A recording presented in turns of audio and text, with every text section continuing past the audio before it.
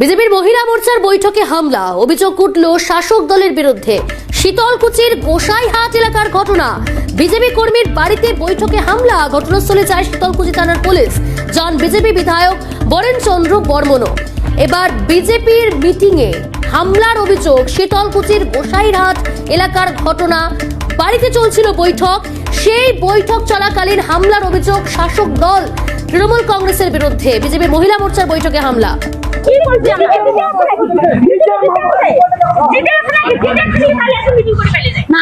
আমি বললাম কি আপনি তো মহিলা, আপনার সামনে আমি যাবো, আমি হেঁটে যাবো,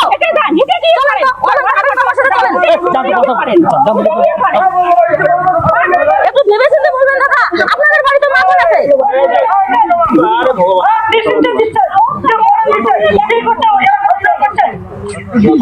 এই দেখো বিজেপি মহিলা মোর্চার বসে আছি, দেখি তো আমাকে আজকে কি করেছে।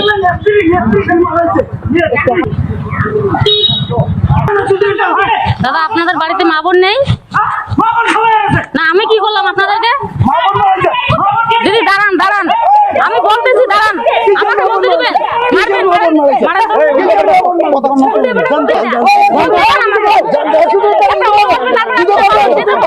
না আমি হেঁটে যাবো, কিছু আসবে তারপরে আমি যাবো।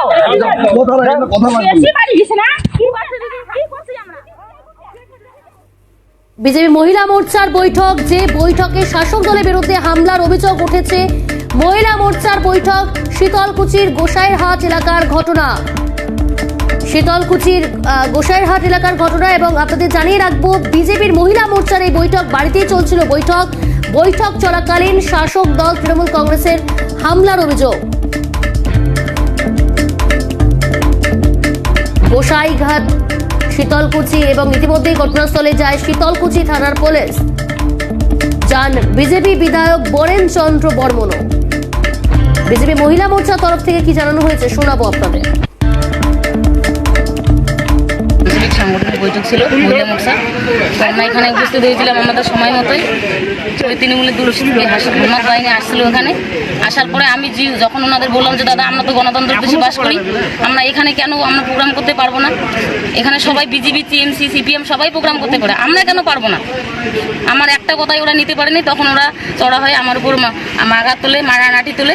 তখন আমাদের জেনারেল সেক্রেটারি ওই নাঠিকে না তুলে এতক্ষণ হয়তো আমি কোথায় থাকতাম জানি না, আর অশ্লীল ভাষাও বলে গেছে ওরা। কিন্তু আমি ওদেরকে এতটুকুই বলতে চাই, ওরা যতক্ষণ পর্যন্ত অসভ্যতামি করছিল ততক্ষণ পর্যন্ত আমি কিন্তু আমার মুখ দিয়ে কোনো বাজে ভাষা ওদেরকে বলি নাই। কারণ আমি বিজেপি পার্টি করি, বিজেপি পার্টির আমি একজন সদস্য, মহিলা মোর্চার জেলার সহ সভানেত্রী। সেক্ষেত্রে আমি ওদেরকে যথেষ্ট সম্মান দিচ্ছিলাম, কারণ আমরা একটা গণতান্ত্রিক দল করি, আমরা ওদের মতো নোংরা ভাষা মুখ দিয়ে প্রয়োগ করি না। তারপরে ওনারা এরকম করে গেছে, আপনারা দেখুন। এখন আমি এটার জন্য তো পরবর্তীতে থানায় যাব, ওদের নামে আমি কমপ্লেনও জানাবো। বিজেপি মহিলা মোর্চার বৈঠকে হামলার অভিযোগ শাসক দলের বিরুদ্ধে। ঘটনাস্থলে যান বিজেপি বিধায়ক বরেন চন্দ্র বর্মন।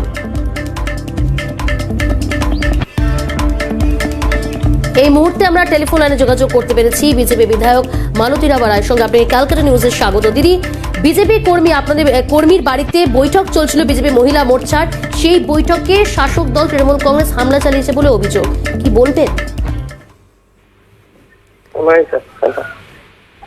দিদি শুনতে পাচ্ছেন?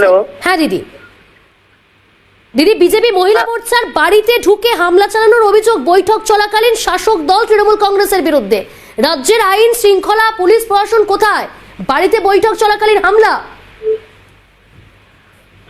দেখুন, তৃণমূলের পাশে লোকজন নেই।